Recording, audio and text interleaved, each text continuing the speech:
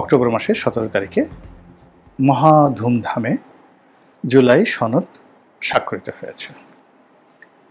বাংলাদেশের বেশ কয়েকটি রাজনৈতিক দল রীতিমতো একে অপরের মাথায় ছাতা ধরে এবং যতটা নতজানু হওয়া দরকার, যতটা বন্ধু হওয়া দরকার এবং ডক্টর মোহাম্মদ ইউনূস সাহেবের প্রতি যতটা আনুগত্য প্রদর্শন করা দরকার, তার চাইতেও অধিক মাত্রায় আনুগত্য প্রদর্শন করে উৎসবমুখর পরিবেশে এই জুলাই সনদে স্বাক্ষর করেছেন। তো একই সঙ্গে যে ঘটনাটি ঘটেছে সেটি হলো, যাদের জন্য এই জুলাই সনদ, তারা হলেন জুলাই যোদ্ধা। তাদের দাবি ছিল, তাদের সমর্থকদের দাবি ছিল, অবাক করার ব্যাপার হলো এই জুলাই সনদে আজকে আমি 18 তারিখে, অক্টোবর মাসে 18 তারিখে এই ভিডিও করছি, আজকের দিন পর্যন্ত এই জুলাই সনদে জুলাই যোদ্ধারা অর্থাৎ এনসিপি নামক যে রাজনৈতিক সংগঠন, তারা স্বাক্ষর করেনি। এনসিপিকে একসময় বলা হতো এটি রাজকীয় দল, কিংস পার্টি, রাজার দল। আর যিনি রাজা ডক্টর মোহাম্মদ ইউনূস, তিনি বলতেন যে আমার নিয়োগকর্তা হলো এই সোনার ছেলেরা, বিপ্লবীরা, ছাত্র এবং জনতা, তারা তাকে নিয়োগ দিয়েছে। ফলে তাদের মধ্যে দহরম মহরম বন্ধুত্ব ছিল দেখার মতো, এবং একে অপরকে না দেখলে তাদের কলিজা ফেটে যেত, দুঃখের কান্না শুরু হতো। ডক্টর ইউনূসের যখন মনের কথা, দুঃখের কথা বলার সময় হতো, প্রয়োজন হতো, তখন তিনি নাহিদ সাহেবকে ডেকে নিতেন, এনসিপি নাহিদ সাহেবকে ডেকে নিতেন এবং তার কাছেই কথা বলতেন।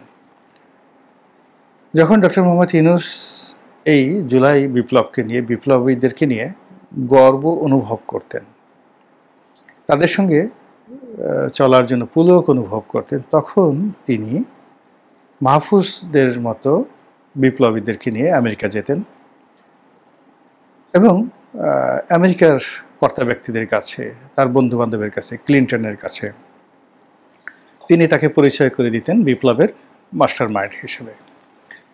তিনি যখন চাইলেন যে এই বিপ্লব অমর হোক, বিপ্লবীরা রাজনৈতিক দল গঠন করুক এবং তার মধ্যে যে রাজনীতির বীজ লুকায়িত রয়েছে, রাজনীতির অভীষ্ট লক্ষ্য রয়েছে, এবং তিনি যখন নিজেকে রাজনীতিতে অমর পুরুষ হিসেবে, মহাপুরুষ হিসেবে প্রতিষ্ঠিত করতে চেয়েছিলেন, তখন তিনি সাহারা হিসেবে, আশ্রয় হিসেবে এই বিপ্লবীদেরকে বেছে নিয়েছিলেন এবং তাদেরকে যতটা উপরে উঠানো যায় এবং উপরে উঠানোর জন্য যত বড় মই দরকার তত বড় মই তিনি তাদেরকে দিয়েছেন।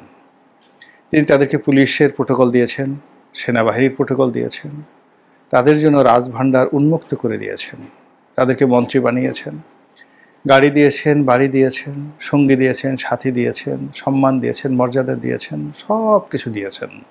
বাবা তোমরা বেঁচে থাকো আর এনসিপিকে গঠন করো।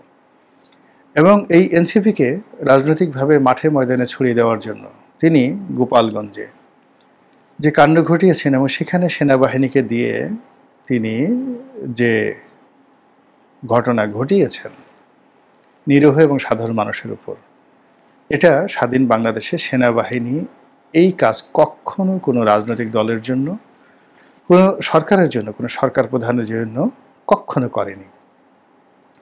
তো এত কিছু করার পরেও সেই এনসিপি, সেই নাহিদ, সেই সার্জিস, সেই মাহফুজ, সেই আসিফ মাহমুদ সজীব ভুঁইয়া, সেই নাসিরউদ্দিন পাটোয়ারি, সেই আক্তার, তাদের কারোর সঙ্গে তার সেই দহরম মহরম সম্পর্ক নেই।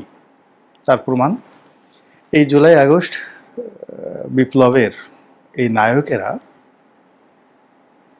এই জুলাই বিপ্লবের যে চার্টার বা ঘোষণাপত্র, এখানে স্বাক্ষর করেনি। শুধু তাই নয়, তারা এই পুরো সরকার ব্যবস্থা নিয়েই অনেক দিন ধরে প্রশ্ন করছেন, বিরূপ মন্তব্য করছেন। তারা সরকারের অনেক গোপন বিষয় প্রকাশ করে দেওয়ার হুমকি দিচ্ছেন। তারা বলার চেষ্টা করছেন অনেক অপ্রিয় সত্য কথা, যে অনেক উপদেষ্টা যারা সেফ এক্সিটের জন্য রীতিমতো পাগল পারা হয়ে গেছেন, তারা নিজেদের নিরাপদে পালানোর পথকে প্রশস্ত করার জন্য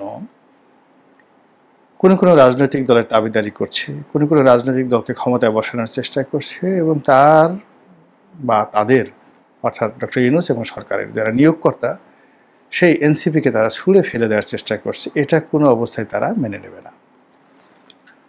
তো এই কথাগুলো তারা শুধু মানে বলেননি, আবার কার্যত তারা অনেক কিছু দেখিয়েছেন। যেমন যেদিন এই জুলাই ঘোষণাপত্র স্বাক্ষর হবে, তার আগেই ঘোষণা দিয়েছিল যে তারা এখানে স্বাক্ষর করবে না, জামাতও বলেছিল তারা স্বাক্ষর করবে না, আর বাম ঘরানা রাজনৈতিক দলগুলো তার আগেই ঘোষণা করেছিল যে তারা স্বাক্ষর করবে না। তো এক্ষেত্রে কেবলমাত্র বাম ঘরানা রাজনৈতিক দলগুলো তারা বেইমানি করেনি তাদের সঙ্গে, আর অন্যান্য যারা আছে তারা বেইমানি বলেন, বিশ্বাসঘাতকতা বলেন, বিশ্বাসভঙ্গ বলেন, কথা দিয়ে কথা না রাখা বলেন, অথবা দেশপ্রেমের পরিচয় বলেন, হোয়াট এভার মেবি, আপনি আপনার রুচি অনুযায়ী বলতে পারেন। বাস্তবতা হলো তারা স্বাক্ষর করেছেন এবং এনসিপির নাম কোনো রাজনৈতিক নেতারা ওই অনুষ্ঠানে মুখে আনেননি, ইনক্লুডিং ডক্টর মোহাম্মদ ইউনূস। ফলে কি হলো, এখন অনেকে বলার চেষ্টা করছে যারা এনসিপির ব্যাপারে বিরক্ত ছিলেন যে দেখো বেশি লাফালাফি করেছিলে, বেশি সংভং করেছিলে, এখন বুঝো ঠেলা। এই ডক্টর মোহাম্মদ ইউনূস তোমাদেরকে গাছে উঠিয়েছেন, এখন যদি এই যে তোমাদেরকে গাছ থেকে না নামান, যদি মই সরিয়ে নেন, তাহলে তোমরা তো ঘাটে পথে অপদস্থ লাঞ্ছিত হবে। এইভাবে তাদেরকে টিটকারি করার চেষ্টা করছেন। অনেকে তাদেরকে নানাভাবে প্রভোগ করার চেষ্টা করছেন যে যাও যাও যাও, তাড়াতাড়ি যাও, ডক্টর মোহাম্মদ ইউনূসের কাছে ক্ষমা প্রার্থনা করো, কৃতজ্ঞতা প্রকাশ করো, যার কল্যাণে তোমরা খেয়ে পড়ে আছো, বিয়ে থা করতে পেরেছো, এই সমস্ত বিষয় তোমরা স্মরণ করো এবং তিনি যেভাবে বলেন এভাবে আনুগত্য প্রকাশ করে যতদিন পারো লুটে ফুটে খাও। এই কথাগুলো অনেকে বলার চেষ্টা করছেন, আরও নানা কথাবার্তা। কিন্তু আমি আসলে ওই কথাগুলো বলবো না।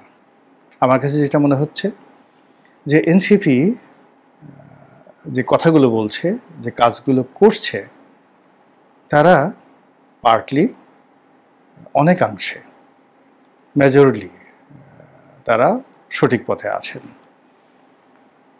নাসিরউদ্দিন পাটোয়ারি যে কথা কক্সবাজারে গিয়ে বলেছেন সালাউদ্দিন সাহেব সম্পর্কে, এ কথা তাদের ওন করা উচিত। তারপর আক্তার যে কথা বলেছেন বিভিন্ন সময়, কথা ঠিকই আছে। হাসনাত আবদুল্লাহ, নাহিদ যে কথাগুলো বলেছেন ঠিকই আছে, এবং আমি একদম 100% সমর্থন করি তারা এই যে জুলাই সনদ এখানে যে স্বাক্ষর করেনি, এটা তাদের একটা ঐতিহাসিক দায়িত্ব এবং কর্তব্য, তারা সঠিক কাজ করেছেন।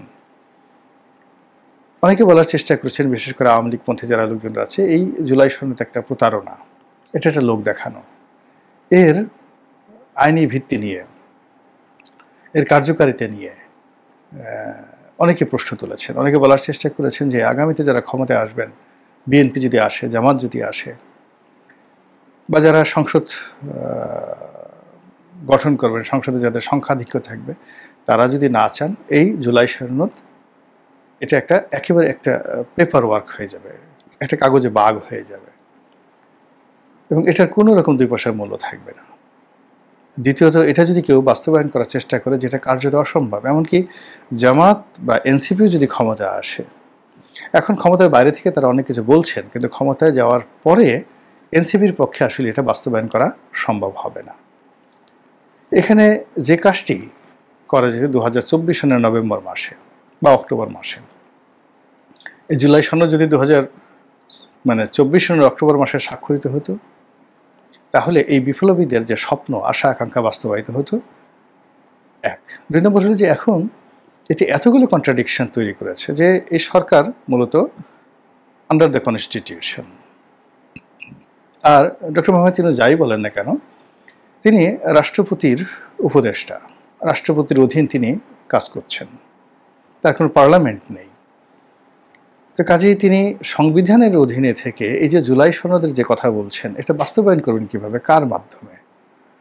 এবং তিনি যেভাবে সহজ মনে করছেন যে বিএনপি নির্বাচন হবে, বিএনপি ক্ষমতায় আসবে এবং সঙ্গে সঙ্গে তিনি সেফ এক্সিট নিয়ে যাবেন, পৃথিবী এত সহজ নয়, রাজনীতি এত সহজ নয়।